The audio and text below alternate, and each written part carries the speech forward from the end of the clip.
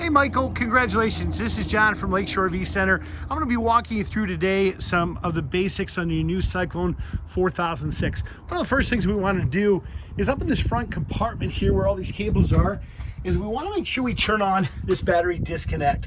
When it's in a horizontal position, it's turned on. Vertical means it's shut off, and that light above won't turn on. But very important, otherwise we can't operate things that are 12 volt like these jacks. We push both buttons in. Notice how that green light appears? That just lets us know that those jacks are working. That's your front LED lights, okay? We've got two tanks on this unit. We've got one on either side. Righty-tighty shuts off the tank. Lefty-loosey will open up those tanks right here. Shut them off through there. Open up this one up on this side. There's one on the other side with a gauge. We're going to show you those here in a second.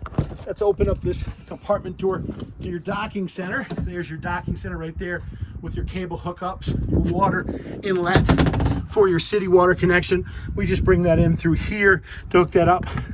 Exterior lights. This turns on our water pump right here. That right there is your exterior shower, and this is where you hook up for city water, for your black tank flush. I'm sorry, and then that's your cable hookup right there. That is your electrical adapter, your sewer hose, and your spray port hose, which hooks into the exterior shower that's right here. Our wonderful basement pass-through storage here, absolutely incredible. We've got some lights here. We'll shut those off so we don't drain your battery. Your valves are located right underneath here. That is your valves for your black tank, for your waste. Your 3 inches, your waste, 1.5 inches is your gray. We're gonna walk you around the outside. If you do have any moisture that comes out of the backside here, very normal, as you do have a gas electric refrigerator, and there's a condensation tube that oftentimes drains out there. You have dual fuel tanks on this one, which is pretty amazing. Your front tank is for your generator, back tank is for your dispensing nozzle, which is located in here, okay? And then that turns on our fuel tank right there. Your 25-foot 50-amp power cord is attached here, just so you know. This is your ladder. If you want to swing your ladder down, all you simply have to do is pull those two pins.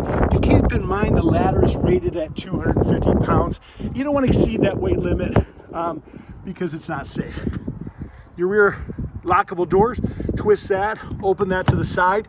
When the tailgate comes down to a level position, that means the cables are attached. If you detach the cables, what will happen is it'll go all the way to the ground. This little lockable compartment here on the side is for your steps. So that's where your steps are stored while in transit. It is a good idea, and just a reminder, do check your lug nuts on your tires after the first 250 miles, as they can become loose, and we want to make sure that you're safe in every respect. I'm going to walk you around the outside. Wonderful little outside camp kitchen behind that door. Down here, we've got your low points for your fresh water. Those are running perpendicular with the lines, and that means they're shut off when they're crossways. When they're running up, straight up and down, that means they're open. Your spare tire's right there. That slides out if you ever need it. This is your water heater bypass valve for your water heater. What's really important to note is when we first get to the campground, we have to slide out the main slide using this button on the outside. That's so that we can reach the other controls from the inside. So very important, make sure that this button is slid out first.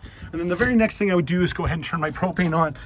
There's a little gauge back there. We turn our propane tank on, we open that up. That's gonna turn green, and that lets us know there's propane in the line. There's a little flipper valve, whichever direction that's coming from is gonna indicate to you that it's drawing off of that propane tank. So very, very important. Just make sure that those are turned on so that you have propane in the system. Now let's walk you inside. We'll show you some of the basic controls in there and try and explain some of the basics of the camper. These seats are recliners. They do have pull handles located on the sides. Note this little sticker. That means these outlets are ground fault protected, which means if an outlet is never all of a sudden not working, you just want to check in your bathroom or your kitchen. Oftentimes there's a reset breaker, which is located on one of the outlets and can be pushed and it will reset. This is your carbon monoxide detector. If that goes off, that means you have a carbon monoxide leak. So you do want to look for that. Make sure you shut off your tanks and shut off all your appliances. Keys are located around your kitchen faucet. There's your stove. Auto ignition stove, real simple to operate. All we're going to do is turn it to the flame. We'll hit the spark igniter here. You hear it, and that will ignite the burner, and you're good to go. Refrigerator, love this refrigerator, probably one of my favorite refrigerators. When you're plugged in, you can choose to go to the most convenient power source that turns it on. Now notice it's trying to determine if we're plugged in. It's beeping because we're not. So if we want to force it to gas, we push it again. The droplet means gas. If we want to put it on auto feature, we do that, and it's going to go to the most convenient source, which if we're plugged in, great, it'll go to that. If we're not plugged in, it's going to go to the gas. And then that's just temperature adjustment on the right-hand side. To shut it off, simply depress that again, and that'll shut it off. Your main controls are located in this key pad right here. I was just operating your slide to get those out. Here's a selection of the various things. All you have to do is push the arrow key over. As an example, plus generally means it goes out. Minus means it's subtraction, it goes in. Sometimes those can become reversed depending on which button has been operated off a remote or something of that nature too. So just push the button the other way and you should see it function. Overhead lights, simple manual switches for that, real straightforward.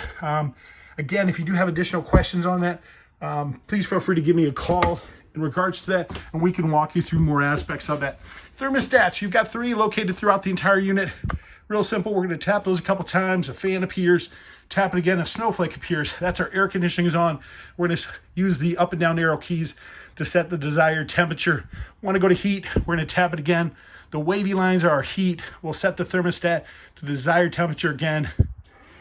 You just heard it kick on. It auto ignites. As long as the propane's turned on, should have heat in just a little bit. Want to shut it off? We'll just tap it again and then it goes off. So real straightforward, real easy, you guys. Absolutely beautiful unit. You do have air conditioners throughout this entire camper, so you will have thermostats throughout the entire camper. It's your bathroom. Let's walk in back. We'll show you a couple things back there real quick. Absolutely incredible storage in this model. Some additional light switches, overhead fan here, USB hookups as well. One important thing to note is your glass doors and back. Do make sure your panels are in a down position.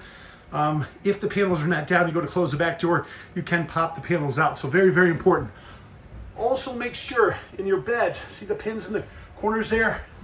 That's to keep the top bed up. If you pull those pins, it will allow the top and bottom bed both to come down. But if you leave the pins in, only your bottom bed will come down when you operate it from these controls, which are located right there. Power up and down for your beds and overhead lights. If there's not a light switch on the wall, one simple thing to remember is there's always a light switch in the center. So simply push that. Also, a good thing to get in the habit of is turning off your battery disconnect. Because if you turn off your battery disconnect, it shuts down power to the entire camper. There's your 25-foot 50-amp power cord, which you're gonna need to be able to power up the whole camper for you. This is John again from Lakeshore V Center. We do appreciate your business. If you do have additional questions, please don't hesitate to give us a call. One last thing to note is that oftentimes we will put your remotes and owner's manuals in your kitchen drawer. So just look in there for that kind of stuff. Guys, thank you again for your business. This is John from Lakeshore V Center.